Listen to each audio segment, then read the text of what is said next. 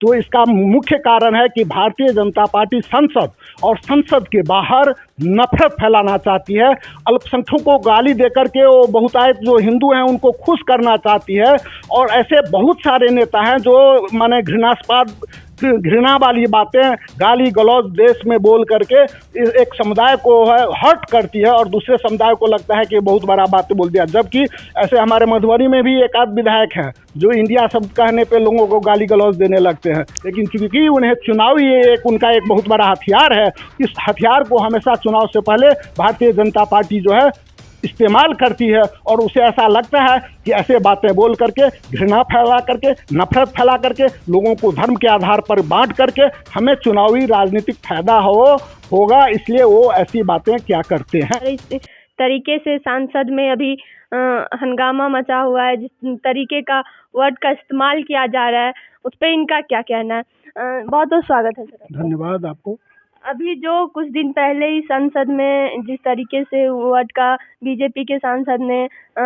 जिस वर्ड का इस्तेमाल किया है, क्या लग रहा है सर कि ये इस तरीके की चीज़ संसद में होनी चाहिए? इस तरीके का वर्ड जो है संसद में इस्तेमाल होना चाहिए? बिल्कुल नहीं, बिल्कुल नहीं, संसद में इस्तेमाल नहीं होनी चाहिए। संसद में नहीं, देश में कहीं भी ये बातें इस्तेमाल नहीं होनी चाहिए, क्योंकि हमारा जो देश सर्वधर्म समभाव का देश है, धर्मनिरपेक्ष देश है, इसमें सबों का अधिकार है, सबों का सम्मान मिलना चाहिए। और संसद जहाँ पर एक उच्चतम मर्यादाएं की पालन होनी चाहिए, जहाँ एक जो देश के चुने हुए प्रतिनिधि जाते हैं वहाँ कम से कम जो है गरिमा में रह करके सभ्य अपनी जो संस्कार और संस्कृति है उसका जो है उसके तहत बात करनी चाहिए। लेकिन आप जानते हैं कि बीजेपी का चाल चरित्र और चेहरा ऐसा ही है, उसका आज संस्कार जो है वो विकृति, ये बातें जो है विकृति मानसिकता का परिचायक है। एक विकृत व्यक्ति ही ऐसा माने किसी सांसद के बारे में या देश के किसी भी नागरिक के बारे में ऐसी बातें बोल सकता है। ये निश्चित रूप से दिखाती है कि भारतीय जनता पार्टी घृणा,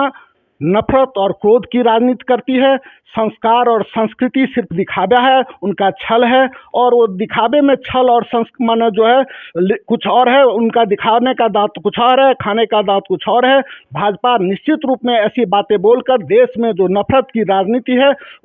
वो घृणा और उन्माद पैदा करना चाहती है। तो क्या लग रहा है कि आपको रमेश विद्रोही जो है जिस तरीके से बात की संसद में, जिस तरीके के वर्ड का इस्तेमाल किया, उन पे कुछ कार्रवाई होनी चाहिए या उनको कुछ बीजेपी के जो बड़े नेता है उनके द्वारा कुछ इन पे स्टेप लेना चाहिए इस जैसे वर्ड का? देखिए, संसद में आपने बहुत दिनों से ऐसा देखा होगा कि जब कांग्रेस की या विपक्षी कोई भी नेता अगर कुछ भी हंगामा करते हैं, कुछ भी ऐसी बातें बोलती है जो बातें अमर्यादित नहीं रहती है, कम से कम गाली गलौज और घृणा बेस पे नहीं होती है, लेकिन फिर भी संसद से लोकसभा के स्पीकर हमारे विपक्ष के नेताओं को बाहर कर देते हैं। इवन कि हमारे विपक्ष के नेता अधीर रंजन चौधरी जी को बाहर का रास्ता संसद से दिखा गया, लेकिन भारतीय जनता पार्टी वहीं उनके नेता इस प्रकार की अमर्यादित भाषा बोलती है, गालियां देती है, गाली गलौज करती है, और उनको जो है एक आतंकवादी सब एक सांसद को, एक पढ़े लिखे सांसद को जो एक सभ्य भाषा में बातें अपनी संसद में रखता है उसको आतंकवादी और मुल्ला जैसे शब्द कह करके बुलाया जाता है। तो इसका मुख्य कारण है कि भारतीय जनता पार्टी संसद और संसद के बाहर नफरत फैलाना चाहती है। अल्पसंख्यकों को गाली देकर के वो बहुतायत जो हिंदू हैं उनको खुश करना चाहती है। और ऐसे बहुत सारे नेता हैं जो माने घृणा वाली बातें गाली गलौज देश में बोल करके एक समुदाय को है हर्ट करती है और दूसरे समुदाय को लगता है कि बहुत बड़ा बात बोल दिया। जबकि ऐसे हमारे मधुबनी में भी एक आध विधायक हैं जो इंडिया शब्द कहने पे लोगों को गाली गलौज देने लगते हैं, जबकि उन make in India, digital India, सारे शाइनिंग इंडिया उनको कहने में न उनके प्रधानमंत्री भूतपूर्व प्रधानमंत्री वाजपेयी जी को कभी शर्म आया, न इनके अभी वर्तमान में जो प्रधानमंत्री हैं जो मेक इन इंडिया की बात करते हैं, डिजिटल इंडिया की बात करते हैं, उनको इंडिया कहने में कोई आपत्ति उस समय नहीं होती है। लेकिन जब विपक्ष ने अपना नाम इंडिया रख दिया तो इंडिया के लिए इन्होंने जिस प्रकार से हमारे मधुबनी में जो विधायक हैं, चूंकि वो मधुबनी को भी दूसरा जैसे जोगी जैसे यूपी में अपना वातावरण क्रिएट करके वो यहाँ का वो जोगी बनना चाहते हैं, इसलिए ऐसी बातें बोल करके नफरत का माहौल पैदा करके एक समुदाय का वोट लेने। लेकिन देश की जनता जो है इस बात को समझ गई है, संसद से लेकर सदन से लेकर बाहर तक के लोग जो है इस बात को समझ गए हैं कि देश में जो है ये धर्म और मजहब के नाम पे बांट करके, सांप्रदायिकता फैला करके, नफरत फैला करके जो है नफरत का बीज बो करके चुनावी फसल काटना चाहती है। इसलिए वो हमेशा ऐसी बात बातों का प्रयोग करती है। और इतना ही नहीं, बीजेपी में मैं तो ये कहता हूँ, वो तो चलिए एक सांसद विधुरी जो हिंदू हैं, लेकिन मैं तो कहता हूँ कुछ बीजेपी ने कुछ अल्पसंख्यक नेताओं को भी चुन करके अपना आदमी बना करके पैसे के बल पर मीडिया में उतार करके एक समुदाय को के बारे में अनाप शनाप बुलवाती है ताकि ध्रुवीकरण हो। तो उनका मुख्य मकसद जो है, संसद हो, मीडिया हो या सदन हो या बाहर हो या प्रचार हो या भीड़ हो, उस सब में हमेशा आप देखिएगा कि बड़े बड़े नेताओं की कुछ ना कुछ वाणियाँ ऐसी होती है जिससे जो है नफरत पैदा हो। तो मैं तो ये कहता हूँ कि न हिंदू बुरा है, न मुसलमान बुरा है, नफरत फैलाने वाला ये इंसान बुरा है। जिस तरीके से बीएसपी नेता दानिश अली को जिस वर्ड से संसद में बोला गया, जो सब वर्ड बोला गया, बहुत सारे लोग हैं जो इस वर्ड को सपोर्ट कर रहे हैं, या बहुत सारे लोग ऐसा है कि उस पे अपने भगवान का नाम लिख के सपोर्ट कर रहे हैं, बोल रहे हैं कि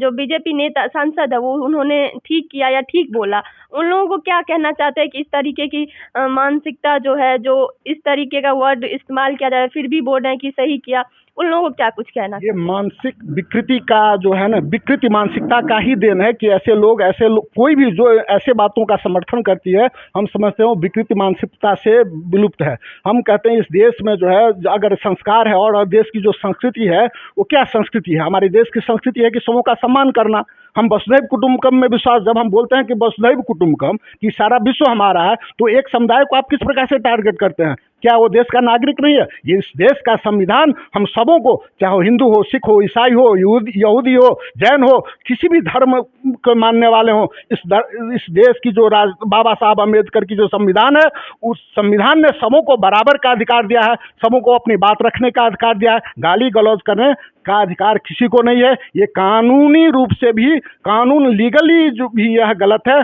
और हम समझते हैं कि उस पर निश्चित रूप से भड़काऊ भाषण के लिए, गाली गलौज करने के लिए देश में उन पे एक मुकदमा होनी चाहिए, उन्हें संसद से निलंबित करनी चाहिए। और जो तथाकथित लोग ऐसे जो जिसको इसको हिंदू और मुस्लिम में बांट करके देखना चाहती है, हम कहते हैं हिंदू और मुस्लिम से ज़्यादा ये बात जो है इनके संस्कार को उजागर करती है। इनका संस्कार इसलिए ऐसा है क्योंकि वो वोट की राजनीति करने के लिए, सिर्फ और सिर्फ उनका निशाना है वोट की राजनीति। वोट की राजनीति करने के लिए वो किसी को गाली दे सकते हैं, किसी को पिटवा सकते हैं, ऐसे लोगों को, किसी को के बारे में कुछ भी अनाप शनाप बोल सकते हैं, क्योंकि उनका मकसद एक ही है कि अगर उनको देश की जनता गुमराह हो जाती है, देश की जनता इस बात से अगर खुश हो जाए कि एक बिरादर को, एक जाति को, एक धर्म के लोगों को अगर गाली देने से कोई लोग अगर खुश हो जाते हैं, तो वो वही काम कर रही है कि उनको लगता है कि कुछ लोग जो है इससे खुश होकर के जो अभी चूंकि उनका जितनी भी असफलता है या विफलताएं हैं, जो कारनामे हैं, उससे लोग नाखुश हो गए हैं,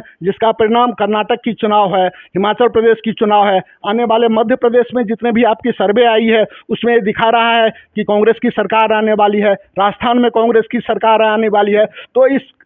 इससे जो है वो घबरा करके, हताश हो करके ये सब बातें कर रही है, अनाप शनाप कर रही है, ताकि ध्रुवीकरण हो। और उसका फायदा जो है, इसका फायदा हमें आने वाले लोकसभा चुनाव और विधानसभा चुनाव में हो। फिर से चुनाव चूंकि आने वाली है, इसलिए कुछ ऐसे उनके लोग हैं जिनसे ऐसा पार्टी जानबूझ करके बुलवाती है ताकि चुनाव में राजनीतिक ऐसा माहौल बने और पुनः देश में और विकास की बातें न हो, सिर्फ हिंदू और मुस्लिम की बातें हो, नफरत की बातें हो, घृणा और उन्माद की बातें हो, और उसे देश में लोगों को बांट करके चुनावी राजनीति का फायदा ले सके। सिर्फ उनका मकसद यही है। हिंदू मुस्लिम करके फिर से 2024 की जो इलेक्शन आने वाली है उसमें दंगा फैलाया जा सके और दंगे की चोट पे इलेक्शन जीता जा सके। निश्चित उनका ये चुनावी एजेंडा है, दिखाने के लिए दिखाएगी, ये वो चुनाव बहुत सारे घोषणाएं करती है, लेकिन उनका मुख्य मुद्दा यही होता है कि किसी भी तरह देश में चुनाव के समय में जो है देश दो धाराओं में बढ़ जाए। एक अल्पसंख्यक जो हिंदू, सिख, ईसाई मतलब जो है ना, उसमें जो है छोटे छोटे लोगों को अलग अलग बांट करके, कभी जाति में बांट करके, कभी धर्म में बांट करके, कभी मजहब में बांट करके, इस प्रकार से वो राजनीति करना चाहते हैं। लेकिन मैं उनको कहना चाहता हूँ कि इस देश में गंगा जमुनी तहजीब की जो संस्कृति है उसको अक्षुण्ण रखना है, देश के संविधान को यदि अक्षुण्ण रखना है, देश के संविधान को यदि आदर करना है, अगर सर्वधर्म समभाव स्थापित करनी है, अगर देश में एकता का पैगाम देना है, सभी भाषाओं का, सभी लोगों का, सभी धर्मों का यदि आदर करना है, तो इन नफरती बातों को उन्हें छोड़ना होगा और विकास की बातें करनी होगी। लेकिन चूंकि उन्हें चुनावी उनका एक बहुत बड़ा हथियार है, इस हथियार को हमेशा चुनाव से पहले भारतीय जनता पार्टी जो है इस्तेमाल करती है और उसे ऐसा लगता है कि ऐसे बातें बोल करके, घृणा फैला करके, नफरत फैला करके, लोगों को धर्म के आधार पर बांट करके हमें चुनावी राजनीतिक फायदा होगा, इसलिए वो ऐसी बातें क्या करते हैं। चलिए, धन्यवाद सर। हमने बहुत सारे लोगों से भी बात किया, हमने लोगों से बात किया जाना कि उनका क्या ओपिनियन है। जिस तरीके से संसद में जिस वर्ड का इस्तेमाल किया जा रहा है बहुत ही खराब है, चाहे किसी भी जात का हो। अगर आप एक दूसरे की जात का सम्मान नहीं कर पाएंगे तो वो हमारा देश है जिसमें हर जात के लोग रहते हैं और एक साथ खुशी से, एक साथ प्यार से मिलजुल के रहते हैं। फिर अगर देश के मंदिर, संसद में ही ऐसी चर्चा होने लगेगी तो आप सोच सकते हैं कि जनता में, आम लोगों में क्या बात होगी, क्या चर्चा होगी। फिलहाल के लिए इतना ही, मिलेंगे किसी और वीडियो में, तब तक के लिए बने रहिए हमारे साथ और देखते रहिए हिंदुस्तानी मीडिया।